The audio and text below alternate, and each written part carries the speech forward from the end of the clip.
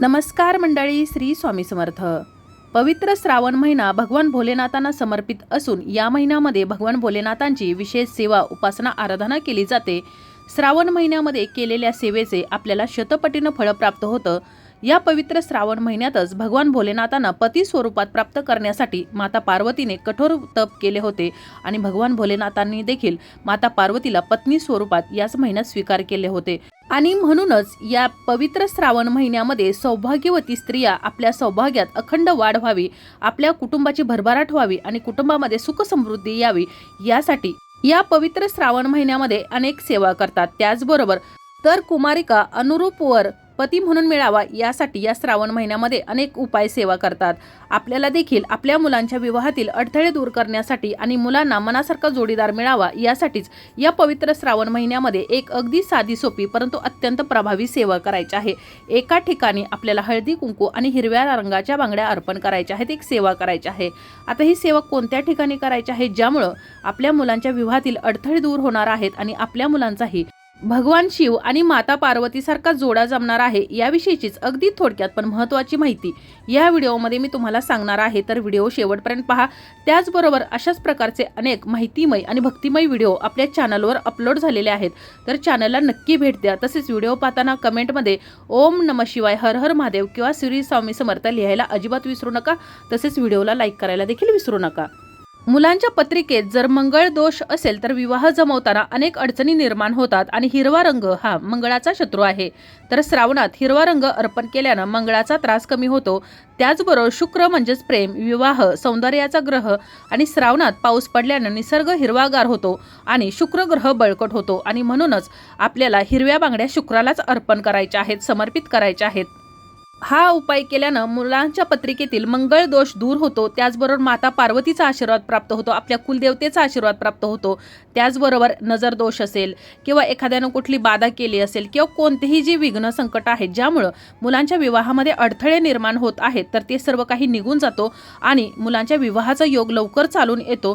त्याचबरोबर घरामध्ये देखील सुख समृद्धी आणि भरभराट येते। आता आपल्याला हा जो उपाय करायचा आहे तर तो उपाय करायचा आहे श्रावण महिन्यातील शुक्रवारी। कोणत्याही शुक्रवारी तुम्ही या उपायाला सुरुवात करू शकता आणि 5 शुक्रवार तुम्हाला हा उपाय करायचा आहे। आता जर तुम्हाला शुक्रवारी काही कारणास्तव शक्य झालं नाही तर तुम्ही मंगळवारी करू शकता, परंतु शक्यतो हा उपाय आपल्याला शुक्रवारीच करायचा आहे, कारण शुक्रवार आणि मंगळवार हे माता लक्ष्मीचे समर्पित वार आहेत। त्याचबरोबर शुक्रवारी जर तुम्ही उपाय करत असाल तर तुमच्या मुलांच्या कुंडलीमध्ये शुक्र ग्रह आहे तर तो बळकट मजबूत होतो, तसेच गुरुग्रह देखील बळकट आणि मजबूत होण्यास मदत होते आणि म्हणूनच आपल्याला हा जो उपाय करायचा आहे तर तो आपल्याला शुक्रवारी करायचा आहे। उपाय करत असताना आई वडिलांनी केला म्हणजेच आईने केला किंवा मुलींनी केला किंवा मुलांनी केला तरी देखील चालेल किंवा कुटुंबातील कोणत्याही व्यक्तीने केला तरी देखील चालेल। तर उपाय करण्यासाठी आपल्याला लागणार आहेत हिरव्या काचेच्या 21 बांगड्या, मोजून 21च बांगड्या घ्यायच्या आहेत। 22, 24 किंवा 23 अशा बांगड्या घ्यायच्या नाहीत। त्याचबरोबर बांगडी घेत असताना पिचकलेली म्हणजेच कुठे तडा गेलेली बांगडी चुकूनही घ्यायची नाही। त्याचबरोबर शुद्ध हळद घ्यायची आहे, शुद्ध कुंकू घ्यायचं आहे आणि एक वाटीभर अखंड तांदूळ अक्षदा घ्यायच्या आहेत। अक्षदा देखील कुठेही तुटलेली, किडलेली, खराब झालेली नसावी। त्याचबरोबर लाल रंगाची किंवा पिवळ्या रंगाची फुलं घ्यायची आहेत। ती घेताना शक्य असेल तर 21 घेऊ शकतात, 21 मिळाली नाही तरी सुद्धा एक फूल मिळालं तरी देखील चालेल। एक फूल जरी देवाला अर्पण केलं तरी देखील भगवंत आपल्यावर प्रसन्न होतो। त्याचबरोबर आपल्याला लागणार आहे विड्याची 2 पानं, हळकुंड, एक सुपारी, हिरव्या 2 वेलच्या, 2 अखंड लवंगा आणि पानाचा विडा। अशा प्रकारे आपल्याला ही सेवा करायची आहे। त्यानंतर हे सर्व वस्तू घेऊन देवघरासमोर बसायचं आहे। मी अगोदर सांगितलं त्याप्रमाणे आपल्याला हा उपाय करायचा आहे श्रावणातील शुक्रवारी सकाळी देवपूजा करताना। सर्वप्रथम देवपूजा करायची आहे। देवपूजा करताना आपल्याला देवघरासमोर एक दिवा प्रज्वलित करायचा आहे। हा दिवा प्रज्वलित करताना सुद्धा दिव्याखाली एक प्लेट ठेवायची आहे, त्याच्यामध्ये थोड्याशा अखंड अक्षदा ठेवायच्या आहेत। कधीही दिवा प्रज्वलित करताना त्या दिव्याला आसन असावं आणि त्यानंतर या दिव्यामध्ये देखील देशी गाईचं तूप, चिमुटभर हळद, त्याचबरोबर अखंड 21 अक्षदा मोजून टाकायच्या आहेत आणि 2 भीमसेनी कापराच्या वड्या। त्यानंतर आपल्याला संकल्प करायचा आहे, आपण ही जी सेवा करणार आहोत तर त्या सेवेचा आणि आपल्याला उपाय करायचा आहे.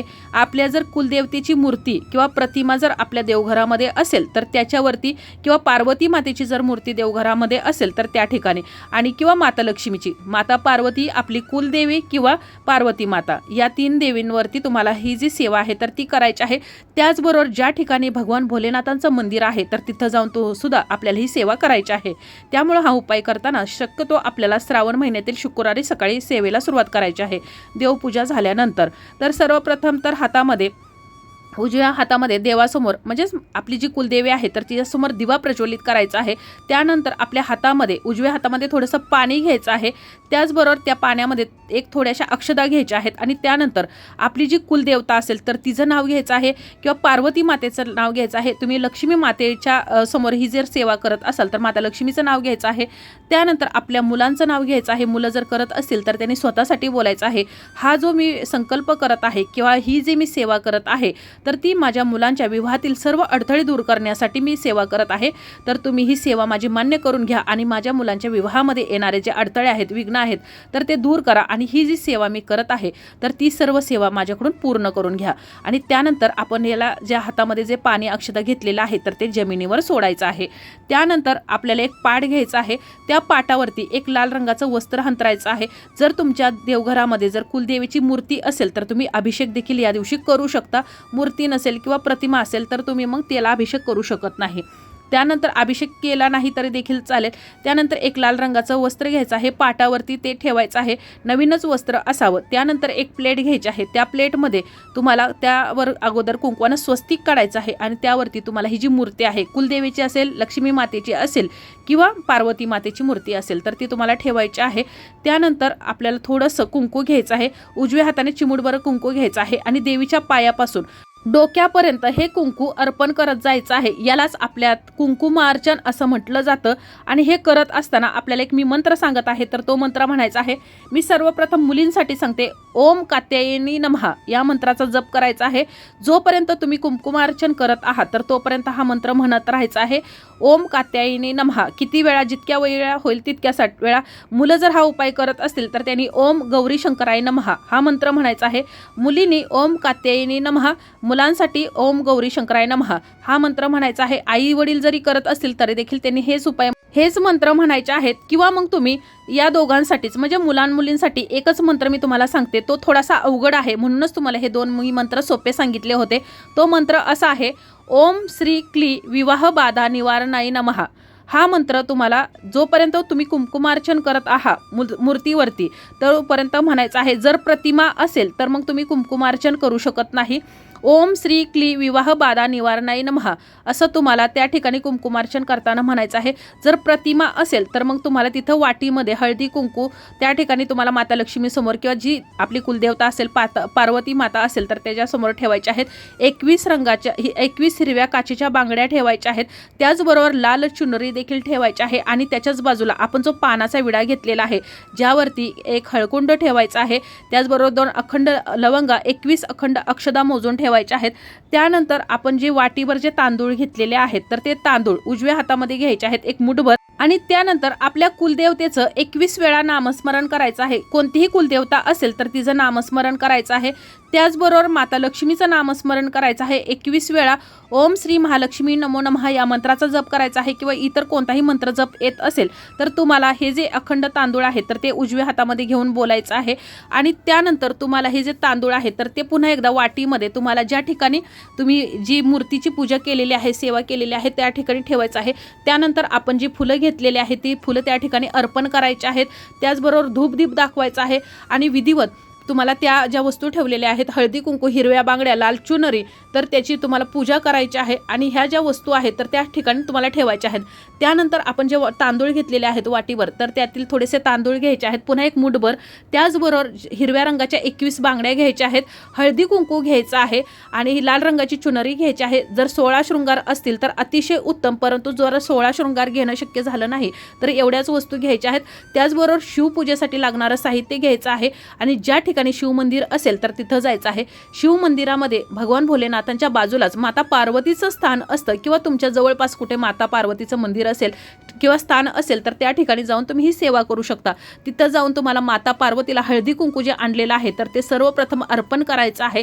त्यानंतर तुम्हाला ज्या अखंड अक्षदा आणलेल्या आहेत तर त्यातील थोड्याशा अखंड अक्षदा माता लक्ष्मीला किंवा पार्वती मातेला अर्पण करायचे आहेत। आता पार्वती मातेचं जर स्थान तुमच्या घराजवळ नसेल किंवा शंकराचं मंदिर जर जवळपास नसेल तर तुम्ही ही सेवा माता लक्ष्मीच्या मंदिरामध्ये जाऊन देखील केली तरी देखील चालेल।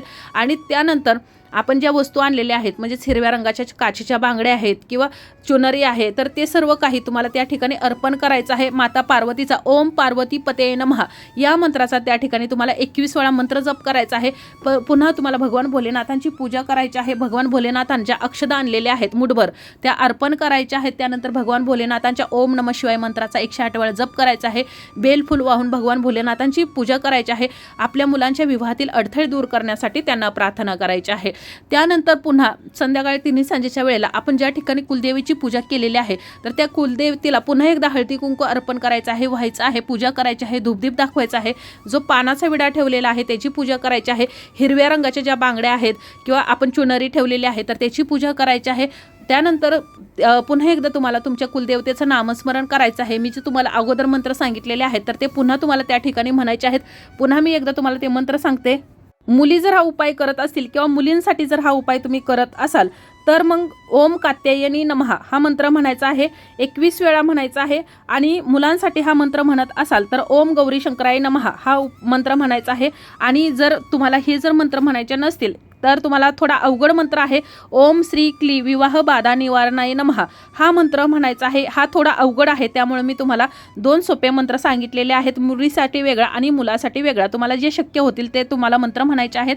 आणि त्यानंतर तुम्हाला दुसऱ्या दिवशी शुक्रवारच्या दुसऱ्या दिवशी म्हणजे शनिवारी ज्या वेळेला देवपूजा करत असाल तर त्यावेळेला हे जे कुंकू आहे आणि हळद आहे तर ते तुम्हाला डबीमध्ये एका भरून ठेवायचं आहे। आणि सकाळी देवपूजा करताना दररोज आपली जी कुलदेवता आहे तर त्या कुलदेवतेला हेच हळदी कुंकू लावायचं आहे।